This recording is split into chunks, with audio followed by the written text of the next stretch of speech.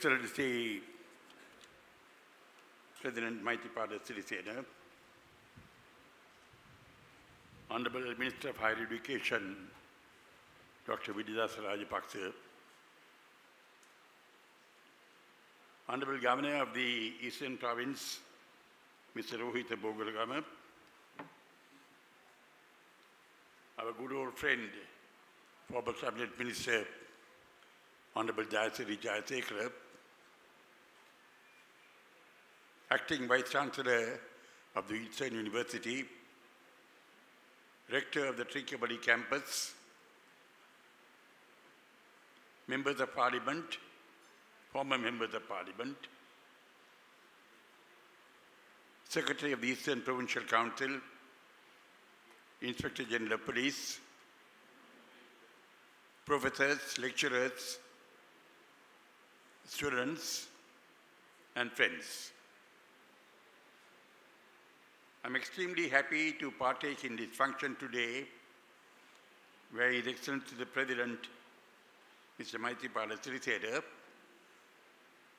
has laid the foundation stone for some new buildings, and we've also declared open some other new buildings. This is indicative of the fact that the campus of the Eastern University is making progress. We listened to the speech made by the rector of the Eastern University Trincomalee campus. We also listened to the speech made by the chairman of the University Grants Commission. And I think efforts are being made for the promotion of higher education to much higher standards, both at the Trincomalee campus and at the universities, both in the north and the east. That is something for which we are grateful, because education is fundamental, and education has been, for a long time, until the outbreak of hostilities in this country, the backbone of the people of the north and the east.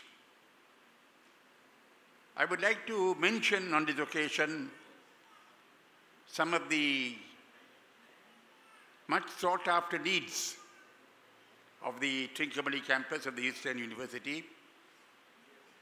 There is a strong desire that the Siddha Medicine facility, which is presently available in the Trincomalee campus, should be upgraded, and that it should, as early as possible, reach the state of a faculty. There was a view that the number of students were not enough. The number of students have now increased. It would appear that new staff is being recruited. It would appear that some staff are even coming from India to function in the teaching of Siddha Medicine in the campus of the Eastern University. Indigenous medicine is becoming popular the world over. And I think we must make every effort to encourage indigenous medicine. There is a herbal nursery that has commenced to function in the Trincomalee campus of the Eastern University. Ultimately, it is contemplated that 20 acres of land will be used for a herbal nursery. At the moment, 2 acres are being used. And I think the request of the Eastern University for the establishment of a fully fledged campus of Siddha Medicine in the Trincomalee campus must be given due consideration and implemented as early as possible. The other most popular and urgent request that is being made by the Trincomalee campus of the Eastern University is to have a marine engineering technology faculty in the Trincomalee campus. We are an island. We are surrounded by the sea. We do not have a marine engineering faculty in any other university, in any other part of the country. Trincomalee is the second best natural harbour in the world. The first best is supposed to be Sydney. Trincomalee is regarded as the second best natural harbour in the world. I remember, sir, Your Excellency the President, reading a book some time ago, which I quoted even in Parliament, The Most Dangerous Moment of the Second World War. Prime Minister Winston Churchill had been invited to dinner by Mr. Lester Pearson, who after the Second World War was the ambassador for Canada in UK. After dinner, sipping their post-dinner brew, liquor, port, Mr. Winston Churchill was asked by someone present there at the dinner what he thought was the most dangerous moment in the Second World War. Everybody expected various responses. They thought he will refer to some incident that happened in Europe, in various different parts of Europe. But to everyone's amazement, Mr. Winston Churchill responded by saying that he considered the most dangerous moment of the Second World War to be when the Japanese fleet was moving towards that natural harbour, Trincomalee, in the Indian Ocean region. And he said if the Japanese fleet had captured that harbour, much of the Indian Ocean region would have come under the control of the Japanese. That he thought was the most dangerous moment. I say this in order to emphasize the importance of the Trincomalee harbour. It's a great natural facility which has not been exploited up to date. And I think exploiting that facility for the benefit of the country by establishing a marine engineering technology faculty in the Trincomalee campus of the Eastern University would be a very great contribution towards the proper and effective utilization of the multifaceted facilities that are available in Trincomalee Harbour. Having said a few things about the Trincomalee campus of the Eastern University, I want to deal with some of the more important domestic national issues.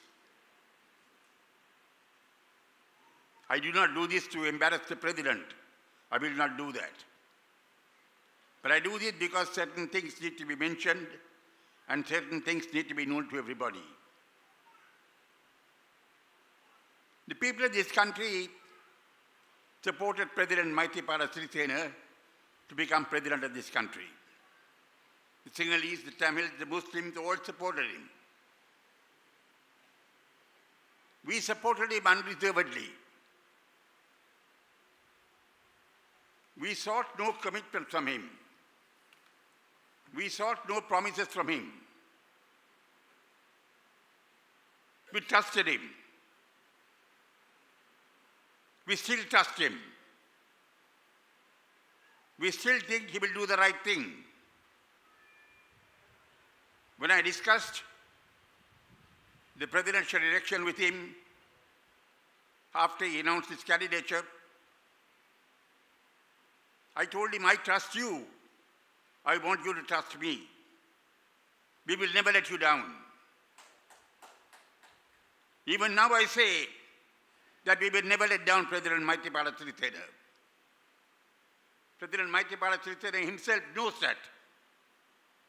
that we trust him and we expect him to deliver, and that we think that he will not let us down, and that he knows that we will not let him down. We are engaged in making a constitution. Nobody wants anything done in secret. I don't want anything done in secret. We don't want anything done through a conspiracy. We don't want anything done behind anyone's back. The constitution making must be an open process. Eventually, the draft constitution will come to Parliament. It must be approved by a two-thirds majority in Parliament. You can't get over that. That is a compulsory requirement. After the constitution is approved by a two-thirds majority in Parliament, it must be approved by the people at a referendum. How can anything be done in conspiracy? When you have to get it approved by Parliament by a two-thirds majority and approved by the people at a referendum, nothing can be done secretly or by way of a conspiracy or behind anyone's back. It's an open process. President Mahinda Rajapaksa, when he commenced the constitutional process, talked of maximum possible devolution. He talked of 13th Amendment plus.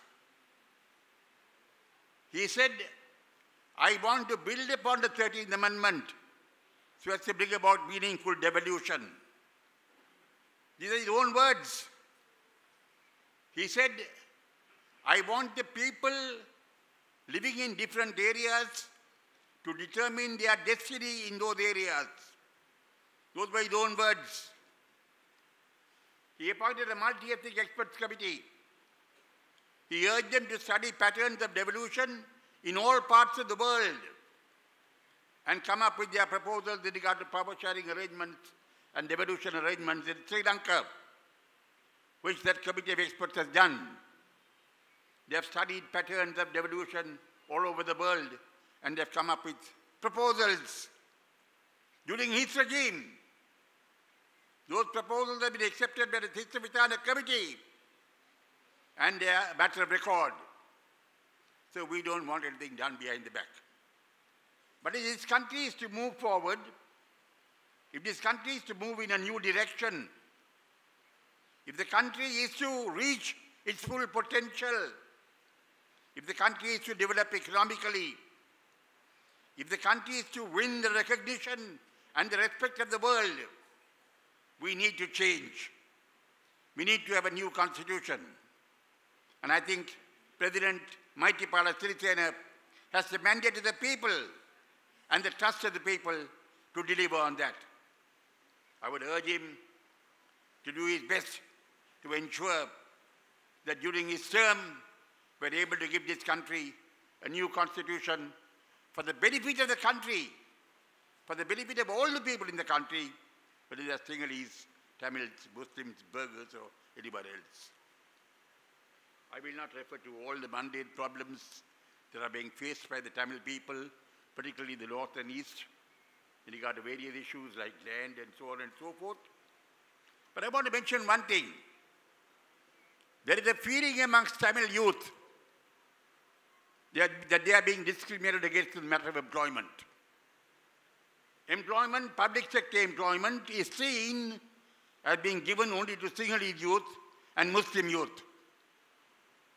That is because there are Sinhalese ministers, there are Muslim ministers, hardly any Tamil ministers, none from the north and the east.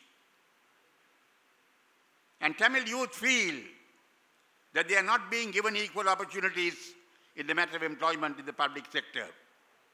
This attitude must not continue. The continuance of this situation is not good for this country. This must change. And I would earnestly urge His Excellency the President to give his mind to this issue and to ensure that Tamil youth are given their proportion in employment, particularly in the public sector. I thank you.